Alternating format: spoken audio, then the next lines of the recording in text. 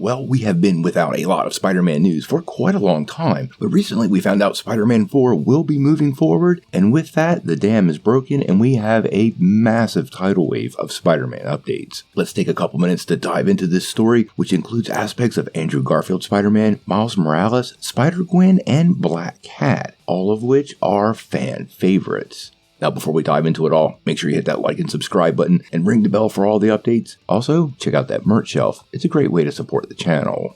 Well guys, if you're a fan of this channel, you know we kind of have a mixed relationship when it comes to scoopers. We always like to look for the truth because I know it's important to all of you, and for that we need verified sources. Now, when it comes to scoopers, we have to look at their track record, and let's be fair, some people have a better record than others, and that's essentially why we're covering today's story. Now, this comes via My Time to Shine Hello, who didn't ask me anything the other day and revealed a ton of interesting details about the future of Marvel Studios, but in particular, Spider-Man. Now, there's a lot to cover here, including Andrew Garfield, the potential of Black Cat showing up in the MCU, Miles Morales, and Spider-Gwen. I don't want to beat around the bush too far, so let's kick it off with Andrew Garfield. Well, for starters, it now appears that Spider-Man No Way Home will not be the last time we see Andrew Garfield as Peter Parker. Now, this doesn't mean he will be taking over Tom Holland's place as the MCU's main Spider-Man, but based on what My Time to Shine Hello said, it seems likely he could show up in other things.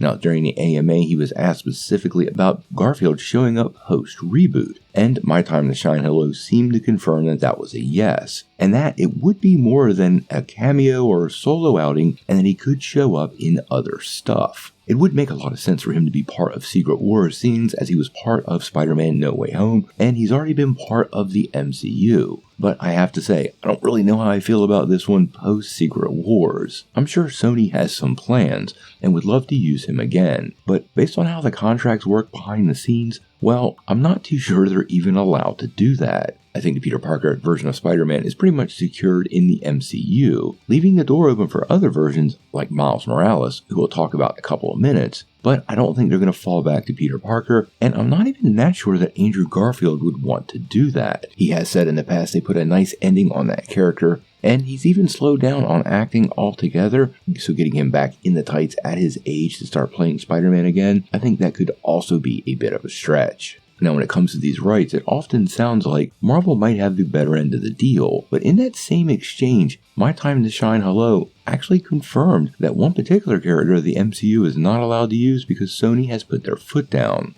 Now, if you're hoping to see Black Cat in Spider-Man 4, well, prepare to be disappointed, because it seems Sony is not going to allow Marvel Studios to use that particular character. Now, we all know Felicia Hardy was set to appear in Silver and Black alongside Silver Sable, but that project has been long scrapped, with both characters at least being rumored to have their own solo projects. It sounds like Sony plans on using Black Cat with some of those other Spider-Man characters like Venom and Morbius in their Spider-Man universe they're setting up. Now, we have heard post-Secret Wars many of these characters could be rolled into the MCU, although that also hasn't been confirmed, but it would make a lot of sense for Sony to want to get a good first outing with the character since she is really popular. Now, Sony does still have some options though, and that's where the rest of the story starts to play in. Now, according to My Time to Shine Hello, Sony has a couple of live-action Spider-People coming our way in live action in the form of the Miles Morales version of Spider-Man, as well as Spider-Gwen.